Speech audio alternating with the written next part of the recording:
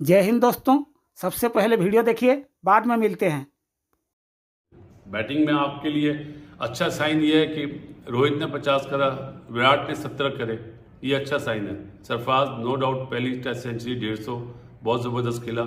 ऋषभ पंत तो प्लेयर ही बहुत अच्छा, 7वां 90s में आउट हुआ है, 7वीं इनिंग्स उसकी। लेकिन जो रविंद्रा ने बैटिंग करी है ना इस टेस्ट मैच में अपने होम ग्राउंड पे, क्योंकि बेंगलोर में ही बड़ा हुआ है, यहीं से सीखा है, टू गुड।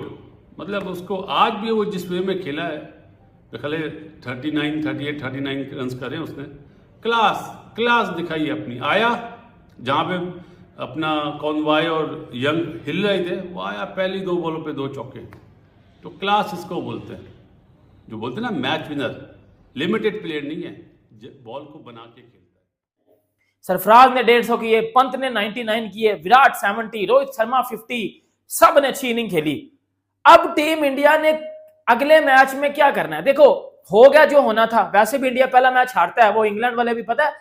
जब इंग्लैंड और इंडिया की सीरीज हुई थी तो इंडिया अपना पहला टेस्ट मैच हार गया था। उसके बाद फिर इंडिया ने जो कमबैक किया था, एक टाइम में हमने देखा रोहित शर्मा बुमराह से कह रहे थे भाई आप सिराज ही या आखिरी ऑप्शन, हमारे पास कोई ऑप्शन ही नहीं है। तो कहने का मकसद वहां से उन्होंने थोड़ी सी उम्मीदें छोड़ दी थी कि यार अब ये मैच हमारे हाथ से निकल गया है। लेकिन बात वही है, पहली इनिंग्स में चले मानते हैं कि 46 पे इंडिया की टीम आउट हुई है, लेकिन दूसरी इनिंग्स में जो कोलैप्स हुआ ना, वो जो है वो कोई जो पता नहीं क्या था कि जो आपके मेरे ख्याल में कोई 53-54 रन में जो आपकी जो विकेटें 4 विकेटें 6 विकेटें गिर गई आपकी। पीछे बच क्या जाता है? मैन 6 विकेटें आपकी जो है वो 50 के अंदर अंदर गिर जाए तो पीछे तो कुछ नहीं बचता है। वहां पर जो थोड़ा सा लगा कि यहाँ पर अगर केएल राहुल रुक के खेल लेते, जडेजा और राहुल दोनों जो है एक पार्टनरशिप लगा लेते 100 प्लस की 115-20 रन की, तो शायद जो है वो इंडिया के पास एक चांस होता।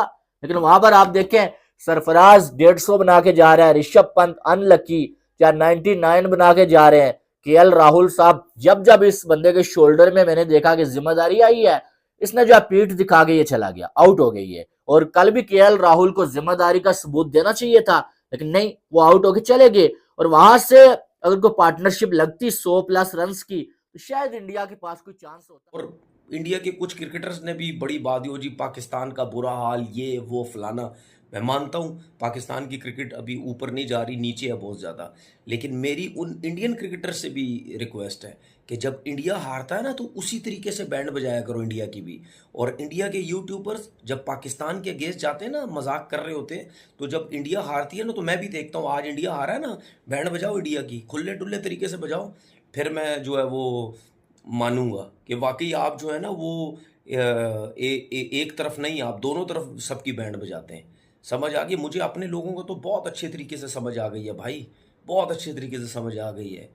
सही है, एक एक बंदे का आप यूट्यूब चैनल जाके देख लेना, आज किसी ने इनकी बुराई नहीं करनी, क्योंकि टांगे इनकी कांपती हैं कि व्यूज गिर जाएंगे और डॉलर नहीं आएगा। दिल जिगरा रखो, मेरी तरह दिल जिगरा, जाओ इंडिया के अगेंस्ट भी। एक टीम 46 ऑल आउट होने के बाद, 350 का डेफिसिट रखने के बाद अगर वो टीम इस मैच में कमबैक कर ले, तो इसका मतलब है इंडिया ने भी अच्छी क्रिकेट खेली सेकंड टाइम के अंदर। लेकिन फिर भी एट द एंड हुआ क्या, न्यूजीलैंड जीत गया। बट जो अच्छी चीज है वो अच्छी चीज है कि बुमराह है। बुमराह ने आज दिखा दिया भाई बुमराह कितना बड़ा बॉलर है। वो जो मैं बात कर रहा था ना, पहले 60 बॉलों के अंदर 22 से 23 चांसेस थे, उसमें से 17-18 तो बुमराह के ही थे। और बुमराह जो बॉलिंग कर रहा था ना, अगर आपने गौर किया, ये समझो ये पिच है, ये पिच है, और ये पिच के ऊपर एक जगह है, ये पूरी आप समझो पिच है, उसके ऊपर एक स्पॉट है। ये बुमराह ने उसी स्पॉट के ऊपर मेरा ख्याल है कितने ही बॉल फेंके हैं। बुमराह एक ही पॉइंट के ऊपर ठप्पा दे रहा था। इतनी एक्यूरेसी, इतनी ज्यादा एक्यूरेसी मैंने आज तक किसी बॉलर में नहीं देखी। रोहित शर्मा और विराट कोहली ने 50-50 की, दोनों ने कमाल बल्लेबाजी की। सबसे खास सरफराज खान के लिए रहा होगा। अगर इंडिया के लिए इस टेस्ट मैच में कुछ पॉजिटिव था, बहुत कुछ पॉजिटिव था, मगर मेरी नज़र में जो अचीव हुआ वो सरफराज खान का कॉन्फिडेंस है कि फर्स्ट उन्होंने सेंचुरी की, 150 रन किए और क्या कमाल बल्लेबाजी की। बहुत से लोगों ने कहा कि ये जुवेद मियादाद लगे हैं, इंडिया के ही क्रिकेटर्स ने बोला कि यहाँ पर खेलते हुए वो जुवेद मियादाद लगे हैं, और बहुत से उनको डोमेस्टिक में भी उनको उस तरह का क्रिकेटर मानते हैं। लाइक पाकिस्तान का शायद सबसे बड़ा नाम जुवेद मियादाद है। और अगेन 99 की इनिंग्स खेली ऋषभ पंत ने, वो हमेशा अंडर प्रेशर अच्छा खेलते हैं। बहुत सी चीज़ें पॉजिटिव मिली और मुझे लग रहा था जब ऋषभ पंत और सरफराज खेल रहे थे, मुझे लग रहा था कि मैच में वापस आ चुका हुआ इंडिया, मगर उसके बाद दोनों की विकेट्स गिरी और फिर कहानी एकदम बदल के रह गई। 54 पर शायद 7 आउट हुए इंडिया के कल, और वहाँ से एक बार फिर आप कह सकते हैं कोलैप्स बैटिंग का हुआ, क्योंकि 54 पर 7 टेस्ट के अंदर एक तरह से कोलैप्स ही माना जाता है। हमें ऋषभ पंत क्या जबरदस्त किस्म की बल्लेबाजी की है, क्या क्लीन हिटिंग हमें उसकी जानिब से नजर आई, और क्या ऑलमोस्ट रन बॉल वो खेला है। देखिए पूरी तरह फिट भी नहीं है, उसके बावजूद अपनी टीम के लिए इतनी मेहनत कर रहा है, इतना जोर लगा रहा है, और आखिर दम तक उसने पूरी कोशिश की। अनफॉर्चुनेटली 99 पे आउट हो गया, जो कि होता है क्रिकेट में, लोग 99 पे भी आउट हो जाते हैं, but it is really really unfortunate scenario. मैं समझता हूं कि जो वो आउट हुए बहुत अनफॉर्चुनेट रहा, लेकिन उसने जो इनिंग्स खेली है, उसने जो छक्के मारे हैं, उसने जो पावर हिटिंग की है भाई, कमाल की। वो खास तौर पे वो छक्का जो चंद्र स्वामी स्टेडियम से बाहर चला गया है यार, क्या कमाल का छक्का था वो, क्या बड़ा छक्का उसने बुलंद छक्का मारा था, बहुत मजा। इस टाइम केएल राहुल को टीम से ड्रॉप करना बनता है, क्योंकि केएल राहुल के साथ मसला ये नहीं कि वो आउट ऑफ फॉर्म है, मसला केएल राहुल के साथ ये चल रहा है कि केएल राहुल को अपने ऊपर कॉन्फिडेंस नहीं है। वो चीज में केएल राहुल भाई लैग कर रहा है। अब अगले मैच में आपने केएल राहुल को ड्रॉप करना है, मोहम्मद सिराज को आपने रेस्ट देनी है। कौन कौन एग्री करता है नीचे मुझे कमेंट बॉक्स में बता दीजिएगा। केएल राहुल को रेस्ट ड्रॉप करो, केएल राहुल ड्रॉप होगा, उसके बाद सिराज को रेस्ट करवाओ, आकाशदीप को अंदर लेके आओ, ठीक है। बाकी तो इंडिया की बैटिंग लाइनअप सेट है, शुभमन गिल आ जाएगा, सरफराज होगा, दुरेव जुरेल तो नहीं है, ऋषभ पंत ऑब्वियसली आएगा, उसके बाद आपकी टीम वही रहेगी। लेकिन कुछ लोग कह रहे हैं कि जडेजा को ड्रॉप करो, अक्षर पटेल को लाओ। देखो अक्षर पटेल को मैं मानता हूं कि अक्षर पटेल इंडिया की हर प्लेइंग 11 में होना चाहिए, क्योंकि अक्षर पटेल जितना ट्रस्टेबल बैटिंग वाला बंदा मैंने नहीं देखा। बॉलर्स ने बॉलिंग तो अच्छी किया दूसरी इनिंग्स में, आपने जो आज 100 के अंडर 2 विकेटें ले ली थी। अब बाद में अगर जो 250-300 का टारगेट होता तो विकेटें तो आनी ही थी, लेकिन यहाँ पर प्रेशर ही इतना था, रन ही इतना कम था, तो क्या करते वो।